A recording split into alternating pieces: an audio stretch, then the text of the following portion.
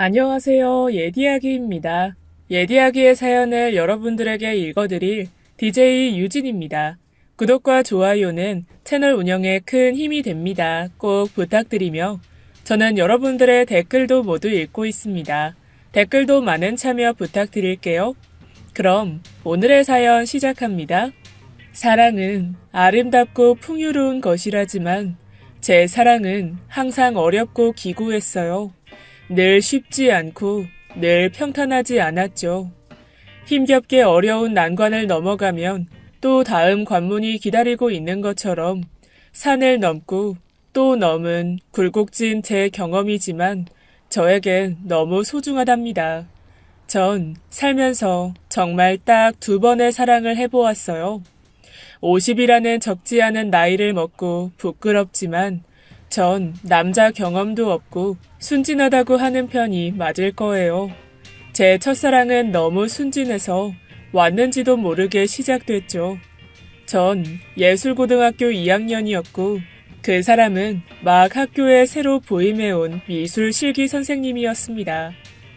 그 당시에는 일반 교사와는 다르게 예술고등학교는 학교 과정 외에 방과 후로 실기 수업을 시켜주었는데 정식 선생님들과는 다르게 대부분 나이가 좀 어리고 아르바이트식으로 근로를 하시는 분들이 대부분이었죠.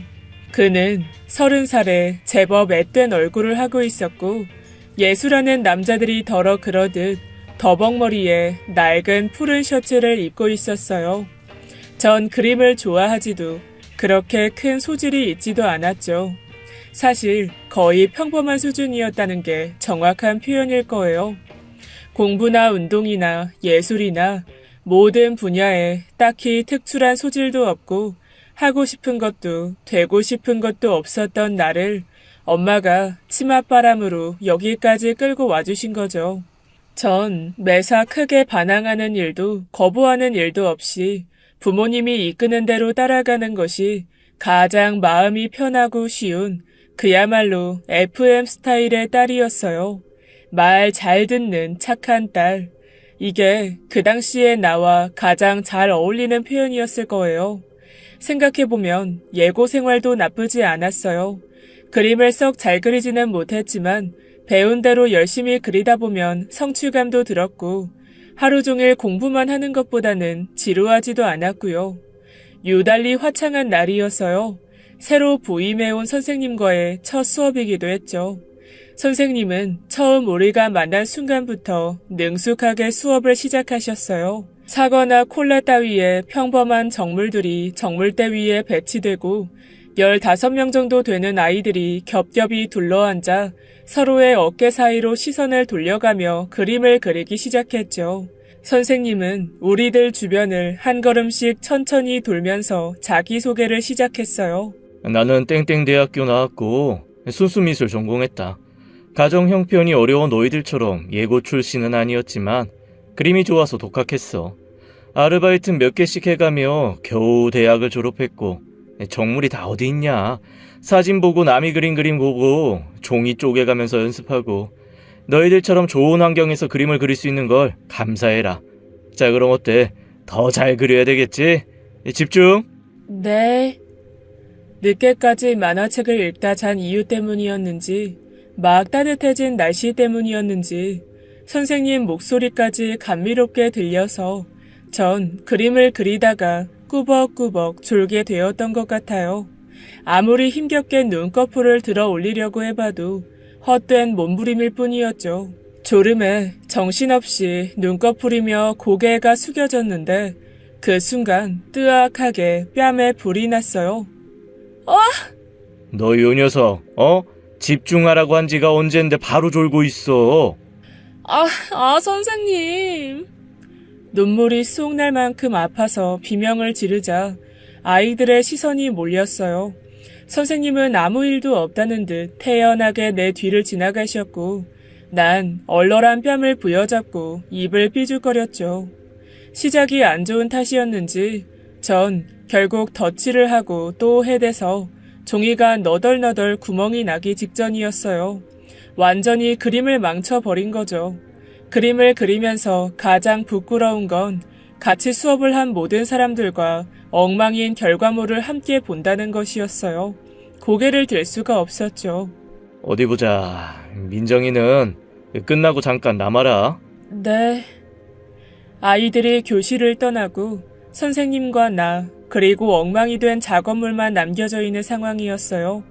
나는 혼이 날까 잔뜩 긴장해 있었죠.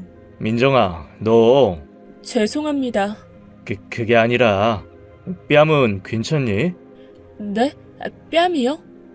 혼날 것이라고 예상하고 있었던 나는 순간 무슨 말인지 빨리 이해하지 못하고 되물었어요. 선생님은 쑥스러운 듯 본인의 뺨을 손가락으로 가리키셨죠. 아, 네, 뺨 괜찮아요. 그래, 다행이네. 잠만 깨워줄 생각이었는데 그렇게 아파할 줄 몰랐네. 미안하다. 자, 이거 받아. 선생님은 주머니를 뒤적거리시더니 촌스럽게 그지없는 땅콩 캐러멜 사탕 하나를 꺼내 내 손에 쥐어주셨어요. 감사합니다. 그래, 들어가렴. 그 뒤로 난 정말 이상하게도 그림이 좋아지기 시작했어요. 마치 처음부터 그랬던 것처럼 수업이 끝난 후 실기실로 가는 시간이 너무 기다려졌죠. 그 시간, 그곳에는 언제나 선생님이 계셨고 그의 미소가 있었고 그의 향기가 있었어요. 한 명 한 명 그림을 봐주시다가 내 차례가 오기 직전이 되면 가슴이 설레고 그게 쑥스러워서 더 집중하는 척 열심히 손을 움직이곤 했죠. 내 곁에 와서 낮은 목소리로 설명을 해주시고 가실 때에는 뭐가 그랬는지 기분이 좋아서 저절로 미소가 띄워지기도 했고요. 한 번은 이런 일도 있었어요. 전 생리통이 상당히 심한 편이어서 항상 진통제를 미리 복용하곤 했었는데 늘 가지고 다니던 가방 속 약통이 비어 있었죠.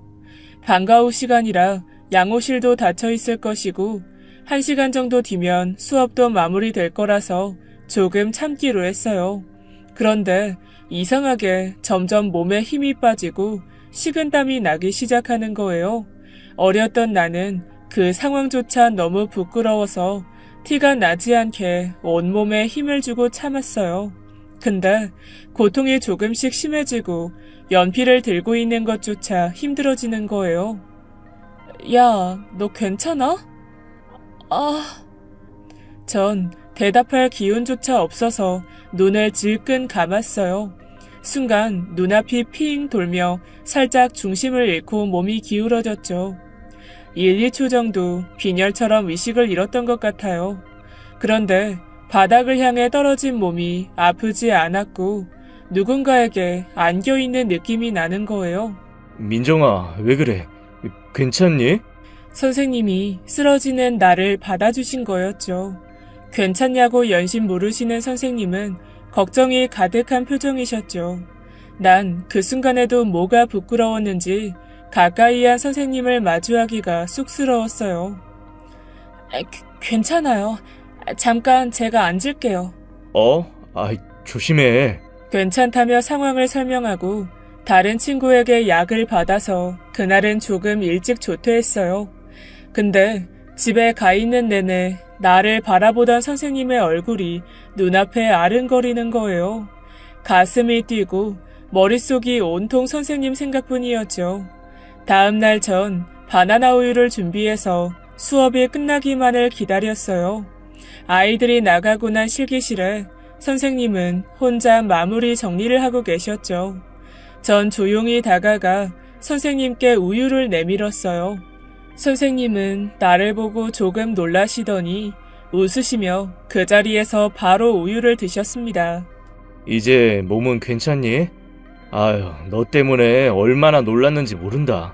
머리를 헝클어뜨리는 선생님의 손길에 나도 모르게 웃음이 났어요. 그날부터 난 암묵적인 청소조였죠. 수업 후 화장실에 들어갔다가 아이들이 다 가고 난 후 다시 실기실로 들어가곤 했어요. 그 시간부터는 나와 선생님 오직 둘만의 시간이었거든요.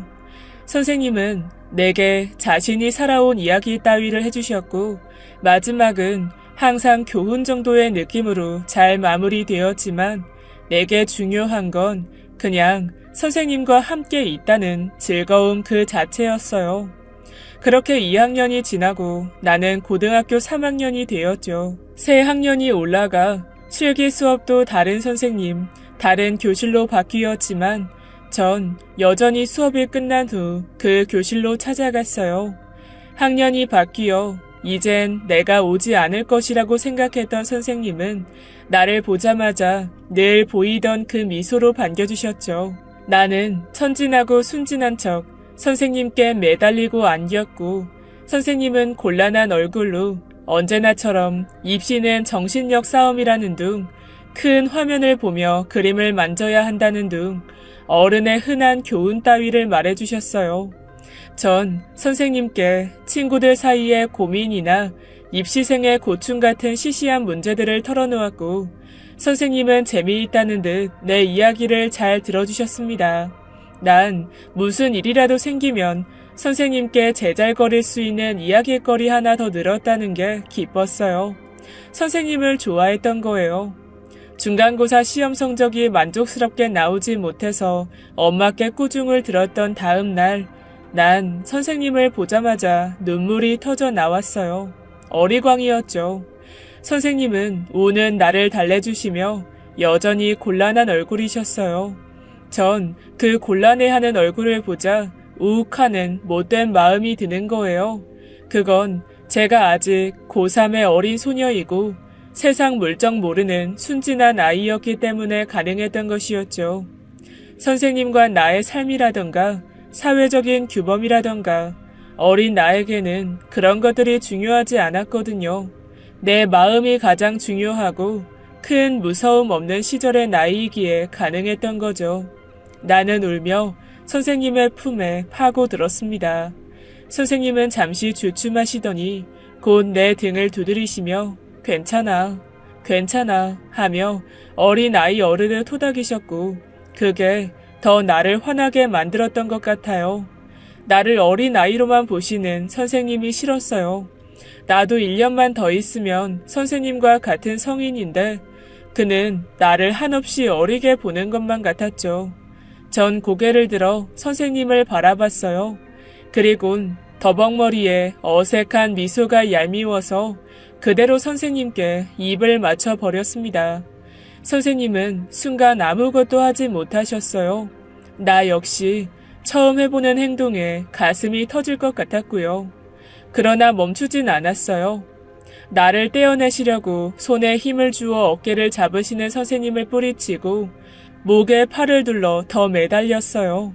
선생님이 나를 어찌하지 않고 가만히 있고 나서야 나는 쑥스러운 듯 몸을 떨어뜨렸죠. 선생님은 아무 말도 잊지 못하고 당황해 있었고 저도 아무 말도 하지 않은 채 실기실을 나와버렸습니다. 왜 그런지 눈물이 나오고 슬퍼졌죠. 이후로 나는 방과 후에 실기실을 가지 않았어요. 곤란하고 난감한 표정을 하고 있던 선생님의 얼굴만 계속 머릿속을 맴돌았거든요. 그날의 일을 후회하진 않았지만 단호하게 거절할 선생님의 모습을 보고 싶지가 않았어요. 여름방학을 일주일 앞둔 어느 날이었어요. 기말고사도 끝나 긴장도 풀어지고 점점 더워지는 날씨에 축축 처지고 늘어졌죠.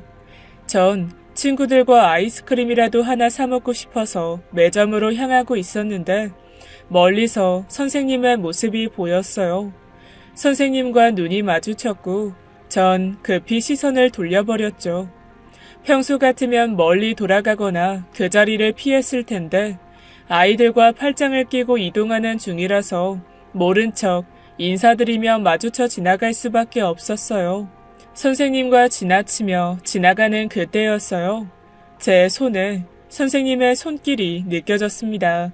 당황하며 뒤돌아봤지만 지나쳐 걸어가는 선생님의 뒷모습만 보였어요. 그리고 온기가 느껴지는 내 손에는 땅콩 카라멜 사탕 하나가 들려 있었죠. 난 눈물이 나올 것 같기도 하고 미소가 일기도 했어요. 가슴이 터질 듯이 뛴다는 게 어떤 의미인지 알 것 같았죠. 그날부터 난 선생님을 다시 찾아갔고 우리는 조심스럽게 사랑을 키워나가게 되었어요. 서로의 얼굴을 그려주며 웃기도 하고 실기실 곳곳에 우리만 아는 비밀스러운 표식을 남겨놓기도 했죠. 하지만 고3 졸업을 얼마 남기지 않고 저는 엄마에게 선생님과 주고받은 편지를 들키게 되었어요. 그야말로 난리가 났죠. 엄마는 선생님의 작업실을 찾아가 뺨을 치셨고 전 주저앉아 선생님께 해를 끼치지 말라고 빌었습니다. 모든 것이 내 잘못이었다고 빌면서 선생님을 보호하려고 하면 할수록 엄마는 더 잔인해지셨어요. 곧 졸업인데다 학생 신분인 내게 선생님과 그런 관계였다는 꼬리표가 달리는 게 싫으셨던 엄마는 선생님께 조용히 학교를 떠나시라고 사표를 요구하셨죠. 제대로 마지막 인사도 나누지 못한 채 그렇게 전 선생님과 헤어졌고 눈물로 고3을 보냈어요. 당연히 수능도 망쳤고 대학교도 합격하지 못했죠. 실망감을 감추지 못했던 엄마는 나를 미국으로 유학 보냈어요. 하지만 그곳에서도 선생님에 대한 그리움은 사그라들지 않았어요. 타지에서 외롭고 힘든 생활이 계속될수록 선생님이 생각이 나는 거예요. 가족도 없었고 친한 친구도 없는 그런 생활이었어요. 그러다가 우연히 같은 플랫에 사는 한인 선배 한 명과 친해지게 되었습니다. 무거운 짐을 들고 있는 내 뒤에서 대신 공동 현관문을 열어주며 까부는 말투로 장난을 치기 시작했죠. 니하오? I'm not Chinese. 아우, sorry. 고니치와? 뭐야 진짜? 무시해야겠다. 아니, 무시하는 거예요? 미안해요. 장난쳐서. 전부터 같은 학교 학생인 거 알고 있었는데 재미없었죠? 늘 말이 없길래 다시 인사할게요. 안녕하세요. 반갑습니다. 선배는 빙그레 웃고 있었어요. 그 뒤로 만날 때마다 반듯하게 서서 안녕하세요 하는 모습이 늘 보게 되는 선배의 모습이었죠. 이상한 건 생긴 것도 사는 것도 선생님과는 전혀 다른 선배였지만 특유의 따뜻한 분위기가 선생님과 무척 닮아 있었다는 거예요. 자연스럽게 한 번은 내가 또 한 번은 선배가 서로의 방에서 대부분의 유학생이 그렇듯 가난한 저녁을 먹었어요. 분위기를 내고 싶으면 맥주를 한 캔씩 사들고 플랫 앞 계단에 앉아 이런저런 이야기를 종종 나누곤 했고요. 그때 올려다본 하늘은 별 하나 없이 어두웠어요. 난 까만 하늘 위에 보고 싶은 선생님의 얼굴을 그렸죠. 선배가 나에게 호감이 있다는 걸 어렴풋이 눈치채고 있었지만 이별의 아픔이 쉽게 극복되지 않아서 그냥 모른 척 해버렸어요. 오히려 못되게도 아무에게도 하지 못했던 선생님과의 사랑 이야기를 그 선배에게 털어놓기 시작했죠.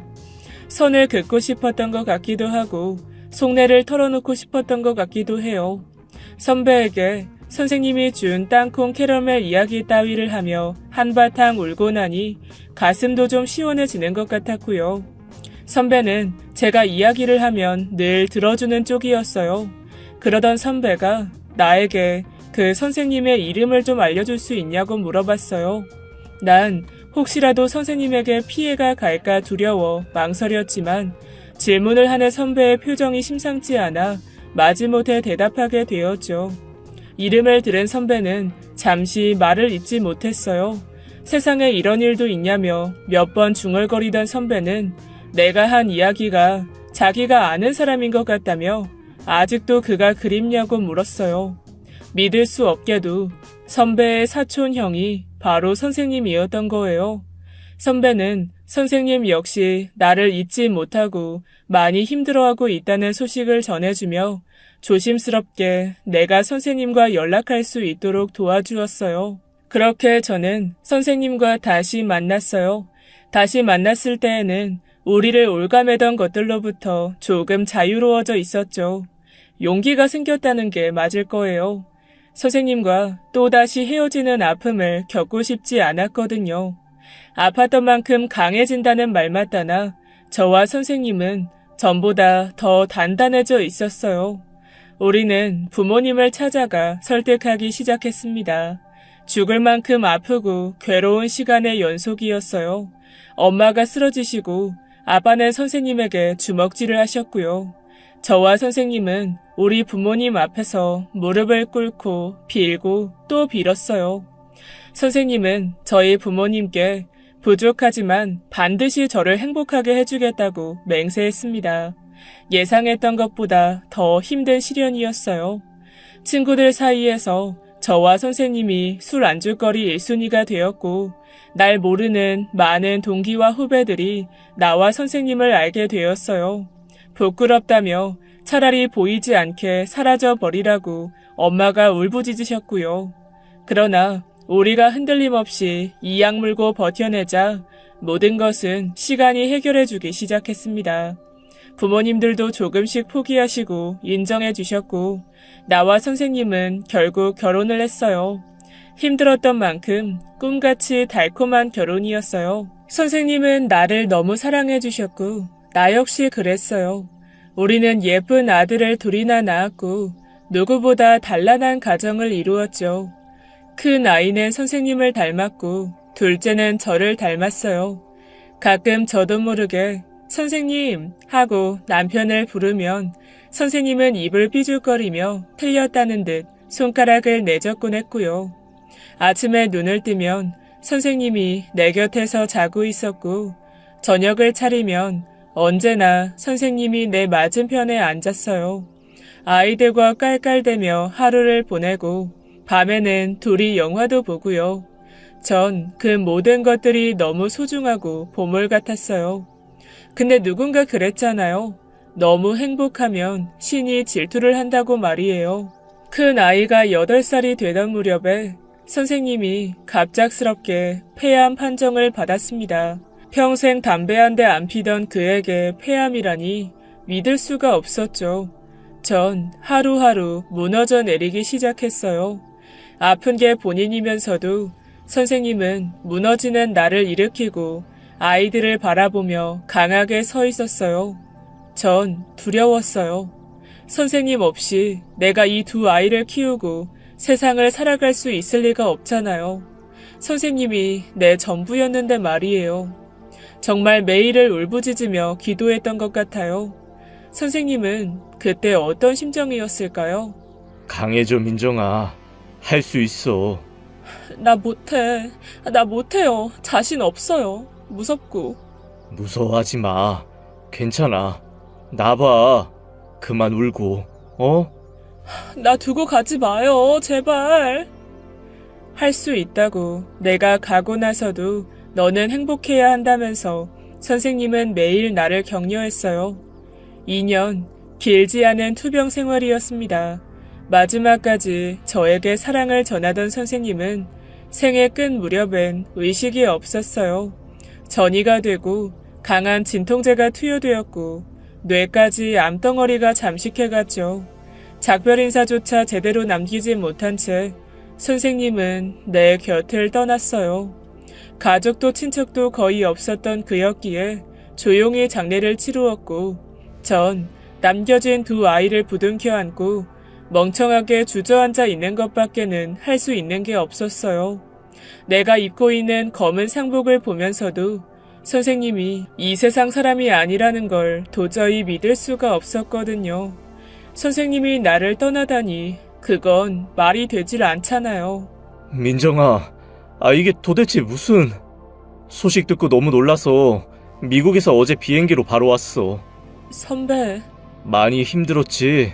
왜 진작 이야기 안 했어? 선배 때문이에요. 왜 나를 그때 선생님과 이어준 거예요? 민정아... 그냥 그때 모른 척하지. 나 이제 저 두 아이 데리고 혼자 어떻게 살아요? 이게 뭐야. 나 혼자 남겨두고. 선배 때문이에요. 왜 그랬어요? 왜 그때? 선배는 어린 아이처럼 우는 저를 말없이 달래주며 미안하다고 등을 두드려 주었습니다. 선배에게 안겨있는 동안에도 저를 떠난 선생님 생각이 났어요. 어떻게 지나갔는지 모르게 장례를 치르고 나는 일상으로 돌아왔죠. 하지만 선생님이 없는 일상은 내가 알던 그 일상이 아니었어요. 뭐랄까, 차가운 얼음판 위를 맨발로 걷는 기분이었죠. 다행히 여유가 있었던 친정에서 기대어 넉넉하진 않아도 어찌하든 생계는 해결이 되었지만 나만 바라보는 두 아이를 홀로 등에 지고 세상을 헤쳐나가야 한다는 심리적 부담감이 버티기 힘들었어요. 투병 때문에 남편의 빈자리가 많이 느껴지던 우리 아이들에게 내가 뭐부터 해줘야 할지, 잘 해낼 수 있을지 두려움이 앞섰고요. 남편을 보내고 돌아온 첫 주말, 제가 걱정이 되었는지 선배가 집에 찾아왔어요. 선배는 너무도 자연스럽게 삼촌이라며 아이들과 어울려 놀아주었죠. 아빠의 빈자리가 고팠던 아이들이 오랜만에 신나하며 삼촌을 따랐습니다. 종일 공원에서 공놀이하며 자전거 타기를 해주는 선배가 고마웠죠. 긴 하루 끝 아이들을 재우고 둘이 술 한잔을 함께 기울이게 되었습니다. 선배는 미국에서 일자리를 찾아 정착했고 그곳에서 결혼을 해서 우리 아이들 또래의 아들도 한 명 있다고 했어요. 하지만 너무 다른 성격 탓에 힘든 결혼 생활의 연속이었고 아이를 낳고부터는 별거 생활 중이며 생활비를 보내고 아이와 가끔 시간을 함께 보내고 있다고 얘기해 주었죠. 선배가 보여준 아이와 아내의 사진을 보자 오래전 선생님의 편지를 통해 받았던 선배의 결혼식 사진이 떠올랐어요. 유달리 미인이었던 신부의 얼굴을 보고 땡 잡았다며 선생님과 내가 너스레를 떨었었는데 행복하게 잘 살고만 있는 줄 알았지. 쓴 술을 마시는 선배의 얼굴은 많은 것을 겪어온 사람만 지을 수 있는 처연한 미소가 담겨 있었습니다. 미국에 돌아가기 전까지 2달 정도의 시간이 있다면서 가기 전에 자주 보자고 말하는 선배와 연거푸 술을 마시며 서로 위로의 말로 보듬었어요. 그렇게 선배는 다음 날도 그 다음 날도 슬쩍슬쩍 우리 집에 들렸습니다. 아이들이 노래를 부르는 양념치킨을 사오기도 하고 비닐봉지에 촌스럽게 담긴 귤을 사들고 오기도 했어요. 그러면 안 되는데 아이들과 한바탕 놀고 난 뒤에는 자연스럽게 술 한잔하며 하루를 마무리하는 시간이 기다려지게 되었죠. 전 선생님이 떠난 자리가 너무 아팠고 선배도 가족이 비워진 흔적이 무척 외로웠던 거예요. 모자랐던 퍼즐이 딱 들어맞는 것처럼 하루하루 선배와 나는 가까워지고 있었던 거죠. 전 선생님이 떠나면서 선배를 보내주고 간 건 아닌가 하는 말도 안 되는 핑곗거리를 자꾸만 찾게 되었어요. 선배가 떠날 날이 다가오고 이런 마음이 들면 안 된다는 사회적 규범이 저를 올가매었어요. 선배는 엄연히 가족이었고 가정이 있는 남자잖아요. 그런데 매일 밤 그와 보내는 그 시간이 마치 방과후 선생님을 찾아가던 나의 그 시절처럼 애틋해지기 시작해버린 거예요. 난 두 아이의 엄마의 무능력한 아줌마가 다 되었는데 선배의 눈 속에 나는 여전히 타국에 와서 사랑에 아파하는 고작 20살짜리 소녀였습니다. 나를 이렇게 순수한 눈빛으로 봐줄 사람이 이 사람 말고 또 있을까 하는 의문이 들었어요. 하루는 작은 아이가 학교에서 친구와 싸우고 돌아왔어요. 키도 작고 마른 아이라 같이 싸웠다고는 하지만 자신이 더 많이 맞은 것에 분해서 집에 오자마자 눈물을 펑펑 쏟았죠. 싸운 아이 엄마와 통화를 해보니 평소에 우리 작은 아이가 그 집 아이를 자주 빈정대고 놀렸다고 해요. 화가 나고 속이 상해서 회초리를 들고 방으로 가서 혼을 냈는데 차마 매는 들지도 못하고 엄한 바닥만 팍팍 쳐대면서 윽박을 질렀죠. 어린 것이 아빠도 정도 없이 큰 게 안쓰럽고 아려서 혼을 낼 때마다 가슴을 손톱으로 긁는 것 같았어요. 친구한테 왜 자꾸 빈정대고 놀리고 그래? 어? 몰라. 똑바로 얘기 안 해? 어? 너 엄마가 그러면 된다고 했어 안 했어? 엄마는 아무것도 모르면서. 말대꾸하지 자꾸? 걔는 잘난 척쟁이야. 맨날 자기 아빠가 뭐 사줬다 어디 데려갔다 하면서 자랑만 하잖아 얄밉게. 싸운 아이는 입학식 때도 엄마보다 아빠가 더 나서서 아이를 챙기고 담임 선생님께 질문을 하고 했던 장면이 떠올랐어요. 순간 나는 차마 못 들었던 회초리질을 사정없이 해댔습니다. 그리곤 잘못했다며 싹싹 비는 아이를 부둥켜 안고 미안하다며 나도 울어버리고 말았어요. 강하지 못한 엄마라서, 형편없이 약한 엄마라서 미안했어요. 늦은 저녁 찾아온 선배가 퉁퉁 부은 내 얼굴과 아이 얼굴을 보고서는 무슨 일이 있느냐 상황을 물었고, 작은 아이는 삼촌 삼촌 하며 쪼르르 자기 친구를 일러바치기 시작했어요. 뭐라고? 그런 애가 있단 말이야? 삼촌 진짜야. 진짜 얄밉지? 야, 진짜. 그래도 참 잘했네. 기특하다, 우리 조카. 히히. 근데 너 그거 알아? 걔는 나처럼 야구 잘하고 자전거 잘 타는 삼촌 없을 거야. 맞아. 그건 그럴걸? 이렇게 하자. 앞으로 걔를 너그럽게 이해해줘.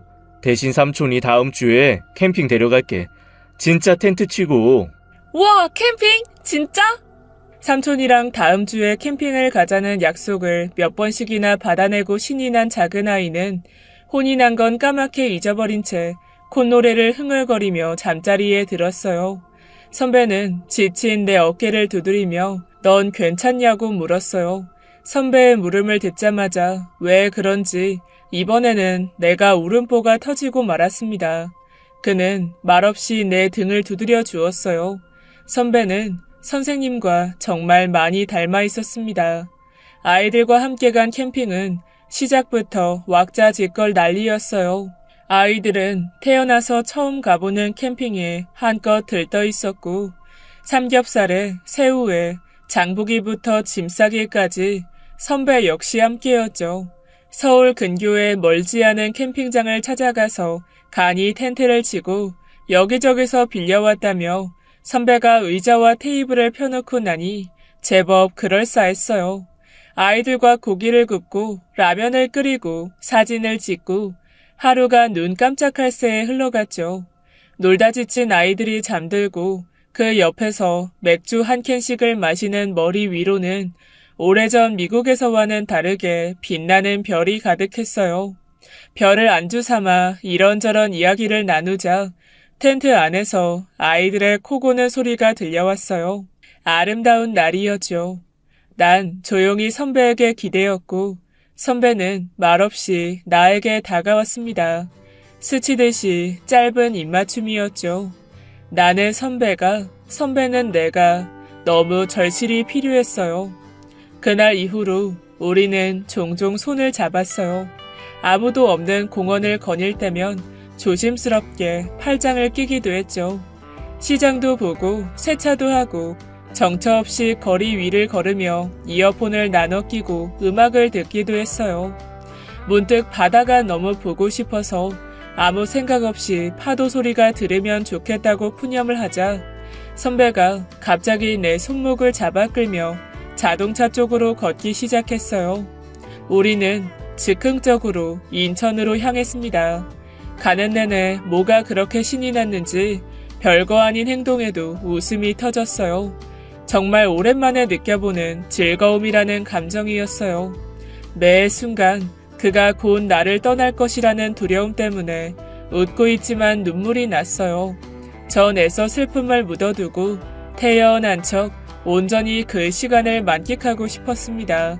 조금만 더 마음속으로 몇 번씩 그 말을 되풀이했는지 몰라요. 그때였어요. 선배의 핸드폰이 울린 거예요. 선배의 표정이 굳어지며 전화를 받지 않고 넘겼어요. 그러자 또다시 전화벨이 울렸죠. 난감해하는 그를 바라보며 나는 전화를 받으라고 손짓했어요. 선배는 통화 음량을 빠르게 낮추며 전화를 받았지만 상대 쪽에서 워낙 큰 소리로 이야기하는 바람에 본의 아니게 그의 전화를 엿듣게 되었습니다. 장난해? 뭐가? 생활비 안 보냈잖아. 미안해. 한국도 갑자기 나오고 너무 정신이 없었어. 당신이 할 수 있는 게 돈 보내는 것 말고 또 뭐가 있어? 이것도 똑바로 못해? 네가 원해서 이러고 있는 거 아니었나? 안 보냈으면 사과부터 해야지. 무슨 말이 그렇게 많아? 미안하다고 했잖아. 못 들었는데? 그리고 미안하다는 사람 태도가. 생활비 보낼게. 끊을게. 두세 번 전화벨이 더 울렸지만 받지 않자 더 이상 울리지 않았어요. 선배는 말이 없었고 나 역시 아무 말도 하지 않았고요. 인천에 도착한 우리는 바다를 바라보면서도 말이 없었어요. 그러나 두 손은 꼭 잡고 있었죠. 그의 입장도 나의 입장도 우리는 이루어질 수 없는 사이인걸요. 알고 있었지만 다시 한번 실감이 되고 각자의 자리에서 해야 할 일들이 무겁게 짓누르는 느낌이 들었죠. 그러나 지금 잡고 있는 손을 놓고 싶지가 않았어요. 집에 돌아오는 차 안에서 선배가 뜬금없이 물었습니다. 아주 오래전에 내가 너를 좋아했던 거 알았어? 알았어. 네가 좋아했던 사람이 형이 아니길 빌었어. 만약에 형이 아니었다면 나는 그때 너를 절대 포기하지 않았을 거야. 선배, 만약 그때 그 자리에 내가 들어갈 기회가 생겼다면 그 기회 역시 나는 놓치지 않았을 거고. 무슨 말을 하고 싶은 거예요? 혹시 지금 내가 그 기회를 마주하고 있는 거야? 전 고개를 저었어요. 선배가 돌아가야 할 자리가 있다는 걸 알았거든요. 그가 별거 중이고 부부 사이도 좋지 않다는 유혹적인 합리화를 하고 싶었지만 그럴 수 없었어요. 저 역시 두 아이의 엄마고 선배도 마찬가지잖아요. 나는 대답 대신 잡고 있던 선배의 손을 놓았어요. 선배는 나를 슬픈 눈으로 바라보았죠. 그리고 그 다음 주 선배는 다시 미국으로 떠났어요. 떠나기 전에 집에 들려 아이들에게 야구 글러브와 공을 선물로 사가지고 와서는 삼촌을 다시 만날 때까지 캐치볼 연습을 꾸준히 해놔야 한다고 신신당부했죠. 두 아이들에게 커브볼 따위의 숙제를 하나를 안겨주고 저에게는 가벼운 눈인사만 남긴 채 그는 뒤돌아 가버렸습니다. 전 며칠을 고민하다가 선배가 비행기를 타기 전 짧은 메시지를 하나 남겼어요. 조심히 들어가요. 나 강해질 거예요. 나를 믿고 사랑해주는 사람들이 있어서 나는 꼭 그래야만 해요. 내가 강해질 수 있게 도와주어서 고마워요. 선배는 나에게 선물 같은 사람이었어요. 답장을 기대했던 건 아니었지만 한편으로는 기대하고 있었던 것 같기도 해요. 그러나 선배에게서는 아무런 답장도 도착했다는 소식도 들려오지 않았어요. 아이들은 언젠간 돌아올 삼촌과의 약속을 지키려고 둘이서 열심히 캐치볼을 연습했습니다. 아이들이 웃고 떠드는 소리를 연료 삼아서 나는 조금씩 스스로 일어서는 노력을 했어요. 선생님의 그리고 선배의 빈자리를 시간으로 또 익숙함으로 메꿔가며 혼자의 힘으로 단단해져 갔어요. 아이들은 빠르게 자라났고 야속하게도 선배에게서는 여전히 아무런 연락조차 없었고요. 오랜 시간이 지났는데도 마침 모든 것이 어제의 일처럼 생생했어요. 전 중간에 몇 명의 남자를 소개받았는데 좋은 사람들이었음에도 마음을 줄 수가 없었어요. 내 마음속 깊은 곳에는 박혀서 뽑히지 않는 가시 같은 게 박혀 있는 것 같았죠. 난 다른 누군가를 사랑할 수 없었어요. 앞으로도 그럴 것이라는 걸 나는 본능적으로 알고 있었다는 게 맞을 거예요. 큰 아들을 군대에 보내고 둘째 아들이 대학에 합격했어요. 둘째의 학교는 집과 조금 거리가 있어서 기숙사에 들어가게 되었고 난 오랜만에 혼자서 주말을 맞이했어요. 오랜만에 두 아들들의 빈 방을 정리해야 할 것 같았죠. 해내지 못할 것 같았던 것들을 내가 해낸 거예요. 홀로서 두 아이들을 키웠고 어느덧 어엿한 청년이 다 되다니 지나온 세월이 빠르게 머릿속을 스쳐 지나갔죠. 슬픈 일도 괴로웠던 일도 지나고 나니 마음이 깃털처럼 가벼웠어요. 한켠으로는 태풍이 쓸고 가버린 마을처럼 황량하고 쓸쓸하기도 했고요. 그 작은 마을에 싹이 나고 풀이 자라고 무성해져서 사람들이 모이고 꽃이 피기에는 난 너무 늙고 지친 것 같았습니다. 아이들의 서랍 한켠에는 삼촌이 예전에 선물해 주셨던 글로브가 들어있어요. 공은 어디 갔는지 보이지 않았지만 낡고 해진 글로브는 그대로였죠. 전 애써 모른 척 서랍을 닫아버렸어요. 예쁜 채로 그렇게 끝나버려서 다행이지 뭐예요. 세상을 해치고 풍파를 막아서서 이룬 선생님과의 사랑이 너무 아프게 끝나버렸던 것처럼 선배와의 사랑도 결국은 축복받지 못할 것이었잖아요. 다행이다. 스스로를 위로하면서도 가슴이 너무 아팠어요. 혼자 잠이 들고 빈집에서 홀로 깨는 게 익숙해질 때쯤 집에 초인종이 울렸습니다. 가끔 주말마다 찾아오는 둘째 녀석은 비밀번호를 알고 있었고 큰아이가 갑작스런 휴가를 나왔나 생각했죠. 그런데 인터폰에 비친 얼굴은 내가 잘 아는 얼굴이었어요. 선배? 가슴이 미친 것처럼 뛰기 시작했어요. 멍하니 넋을 놓고 있자 한 번 더 초인종이 울렸고 그제야 나는 서둘러 문을 열었어요. 현관 앞에 선배를 보자 무슨 말을 해야 할지 먹먹했어요. 안녕. 오랜만이야. 전 아무 말도 못하고 고개만 끄덕였고 선배는 들어가도 되냐며 쭈뼛거렸어요. 오랜만에 본 선배는 조금 마르고 조금 늙어 있었죠. 하지만 여전히 내가 좋아하는 미소는 그대로였어요. 눈물이 다 말랐다고 생각했는데 주책맞게도 주륵주륵 멈추지 않고 쏟아지는 거예요. 선배는 그런 나를 오랫동안 안아주었어요. 선배는 미국에서 본인의 아이가 성인이 될 때까지 아버지의 자리를 지켰고 부양의 의무를 다했어요. 오랜 결별을 이혼 사유로 올케와도 잘 이혼을 마무리 지었고 스스로에게 반성과 자책의 시간을 벌로 주었다고 해요. 어찌되었든 그는 그 당시 나를 사랑을 했고 그 마음을 되돌아볼 시간이 필요했다고 말이에요. 오래 기다리게 해서 미안해. 네 곁에 누군가 있을 거라고 생각을 했었어. 불안하고 슬펐지만 인연이라는 게 있다면 다시 만날 수 있을 거라고 믿었다. 네가 많이 보고 싶었어. 선배. 많이 힘들었지? 미안해. 울먹이는 내게 선배는 비닐봉투를 하나 내밀었고 그 안에는 그 촌스럽기 그지없는 땅콩 캐러멜이 가득 들어있었어요. 형이 미안할 때 하나씩 주었던 그 사탕. 너무 오래 기다리게 해서 하나 가지고는 안 되겠더라고. 장난스럽게 이야기했지만 선배의 눈에도 눈물이 가득했죠. 전 선배와 두 번째 사랑을 시작했어요. 새싹조차 자라지 않을 것 같았던 내 가슴에도 꽃이 피고 나비가 날아들었어요. 전 그래서 인연이라는 걸 믿어요. 아무리 어렵고 힘든 사랑이라도 두 사람의 진실된 믿음만 있다면 반드시 만나고 만다는 것을 말이에요. 그리고 이번에는 꼭 오래오래 행복하고 싶어요. 지금까지 예디하기였습니다. 끝까지 함께 해주신 여러분 진심으로 감사드리며 전 내일 이 시간 다시 돌아올게요. 감사합니다.